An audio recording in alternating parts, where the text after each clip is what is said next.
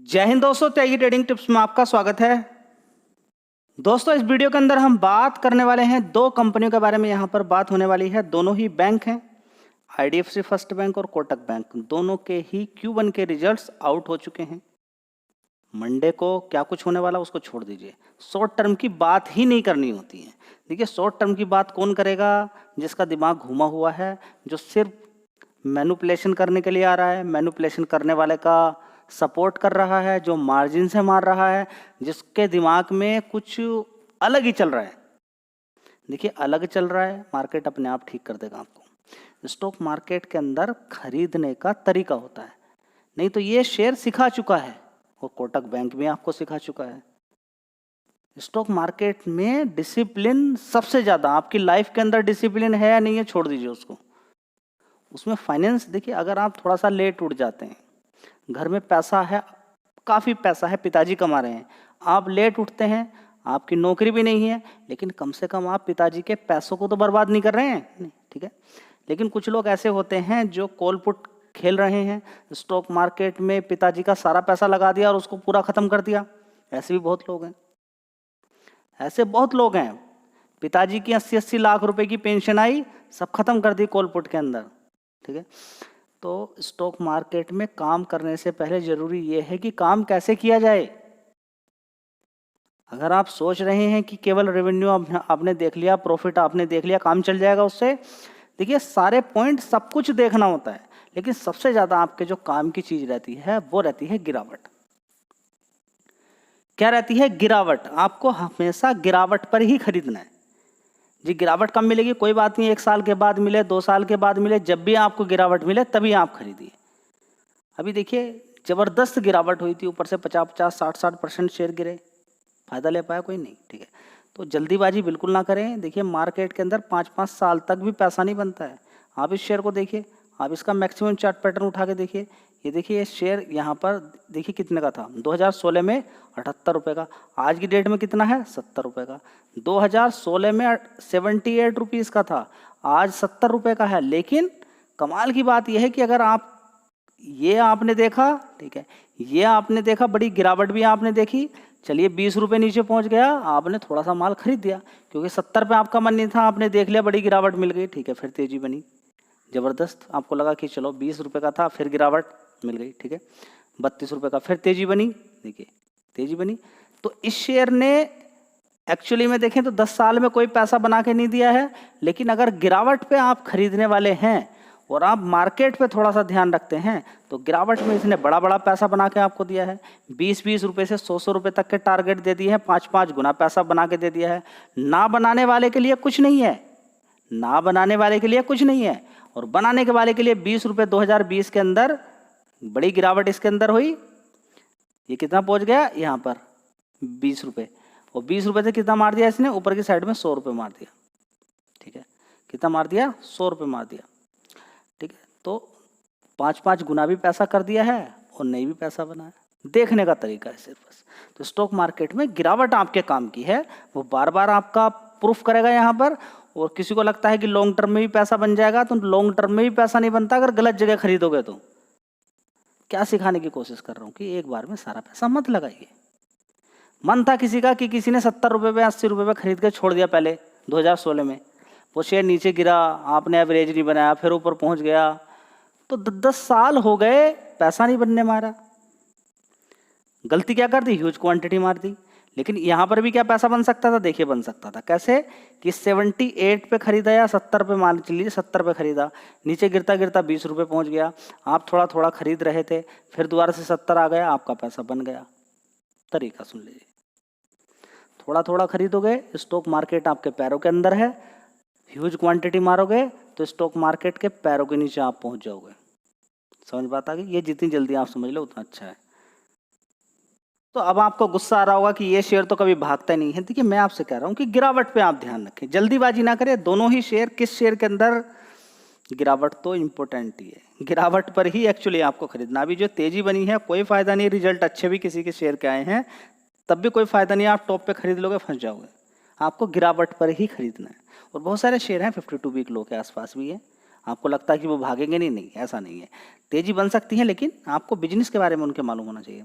एक साल पहले IDFC फर्स्ट बैंक के अंदर 8,700 करोड़ का रेवेन्यू था, उसके बाद 8,900 करोड़, 9,300 करोड़, उसके बाद 9,400 करोड़, अभी देखेंगे 9,600 करोड़। चलिए कुछ इंप्रूवमेंट यहाँ पर देखने को मिल रहा है। तो रेवेन्यू के अंदर और इंटरेस्ट के अंदर दोनों के अंदर यहाँ पर देखने को मिल रहा है। चलिए तो इसका रिजल्ट क्या निकला कि कंपनी ने अभी दिखाया है प्रॉफिट 453 करोड़ का। उससे पहले 296 था, उससे पहले 340, उससे पहले 212 करोड़ का प्रॉफिट था, ठीक है। उससे पहले 643 करोड़ का था, एक साल के अकॉर्डिंग कम है। उससे पहले 700 करोड़ का भी प्रॉफिट होता था, कोई बात नहीं है। चलिए एक चीज़ आपको समझ में आ गई है कि कंपनी के अंदर अच्छा खासा परफॉर्मेंस देखने को मिला है। एक इम्पोर्टेंट पॉइंट और देखना होता है, जब भी बैंक के रिसर्च करेंगे आप, बैंक के बारे में देखेंगे तो आपको ग्रोस NPA मार्केट में फंसा हुआ पैसे का परसेंटेज क्या है, तो कितना है 1.97%। 100% में से अगर देखते हैं तो 1.97% है, ठीक है। तो कोई दिक्कत परेशानी नहीं, यानी कि 100 रुपये अगर है तो 1 रुपया 97 पैसे फंसे पड़े हैं। चलिए कोई बात नहीं है। नेट NPA की बात करते हैं तो 0.55% है, तो क्या ज़्यादा है बताइए ना। आप कहेंगे कि हाँ पिछली बार से तो ज़्यादा बड़ा है, कोई घबराने वाली बात नहीं है, क्योंकि कभी इसका IDFC फर्स्ट बैंक का NPA आप देखेंगे तो 3% का भी होता था, ठीक है। तो ओवरऑल मिला के देखेंगे परफॉर्मेंस काफ़ी अच्छी है, इस पर आपको ध्यान देना चाहिए गिरावट पर। चलिए तो दोस्तों काफ़ी समय से मैं एक बात आपसे बोलता था कि अगर किसी को ABCD बिल्कुल भी कुछ नहीं आता स्टॉक मार्केट के अंदर, जब इनके भाव भी काफ़ी नीचे होते थे, कि किसी को कुछ नहीं आता है तो HDFC bank, Kotak bank, Reliance industry को गिरावट पर आप काम कर सकते हैं इनके अंदर। ये मजबूत शेयर हैं।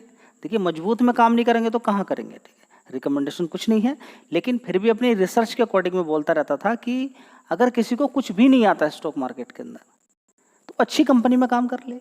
अच्छी कंपनियों में HDFC bank, Kotak bank, Reliance industry बढ़िया मजबूत हैं, अच्छा वेटेज रखते हैं। HDFC, कोटक तो रिलायंस, HDFC बैंक बात करें तो निफ्टी 50 और बैंक निफ्टी दोनों में वेटेज रखते हैं, तो इनके अंदर तो मूवमेंट ऊपर नीचे होता ही रहता है, ठीक है। ऊपर नीचे को छोड़िए, अभी तो फिलहाल एक साल से इसके अंदर ऊपर ही ऊपर हो रहा है, ठीक है। तो ऊपर नीचे भूल जाइए, ऊपर ही ऊपर जा रहा है। तो अब देखते हैं कि कब ये नीचे की साइड में गिरेगा। तो मजबूत शेयर है, गिरावटें बीच बीच में होती रहती हैं, HDFC बैंक भी, कोटक और रिलायंस इंडस्ट्री तीनों, ठीक है। तो कुछ लोगों ने सीखा, हाँ मल्टी बैगर रिटर्न तो नहीं बनते हैं जैसे कि नॉर्मली और दूसरे शेयर में बनते हैं, लेकिन यहाँ पर पैसा एक नॉर्मली बनता रहता है, बीच में गिरावटें देखने को मिलती रहती है, तेजी देखने को मिलती रहती है। चलिए तो यहाँ पर अभी देखेंगे तो 4.22 लाख करोड़ का मार्केट कैप इसका है, ठीक है। और HDFC बैंक तो नीचे गिर के अब 1,000 रुपये के आसपास पहुँच जाएगा, ये भी आपको मालूम है, क्योंकि 1:1 का बोनस मिलने वाला है।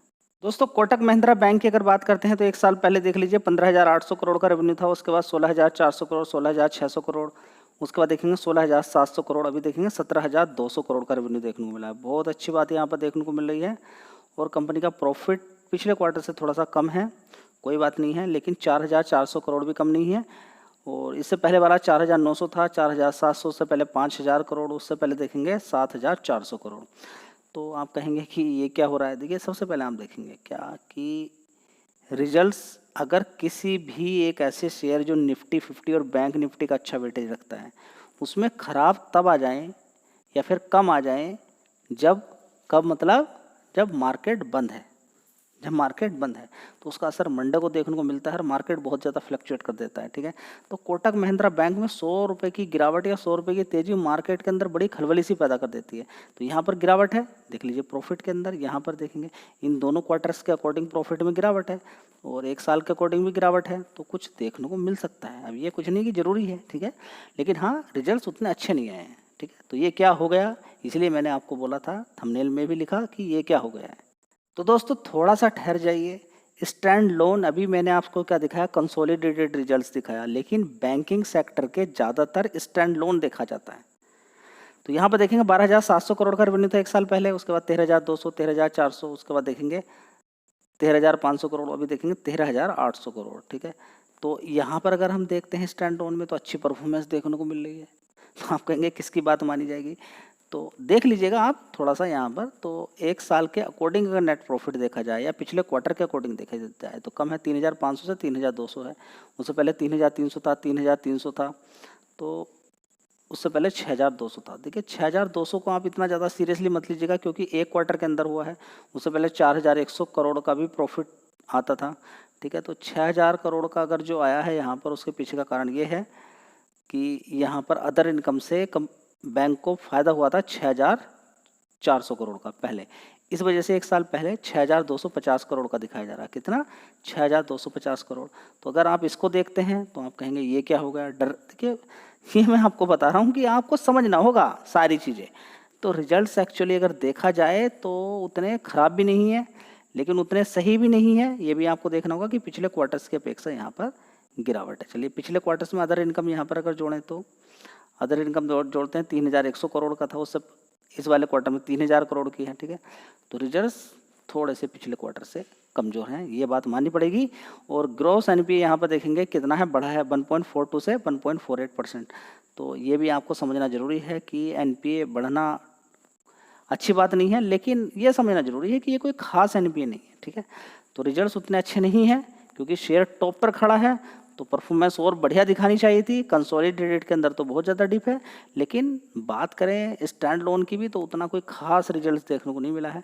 तो थोड़ा सा ध्यान रखें, इसके अंदर कुछ भी खलबली मची तो ये निफ्टी, बैंक निफ्टी को लेकर डूब जाएगा। ठीक है, लेकर डूब जाने का मतलब नहीं, गिरा सकता है सेम डे। ठीक है, चलिए, धन्यवाद।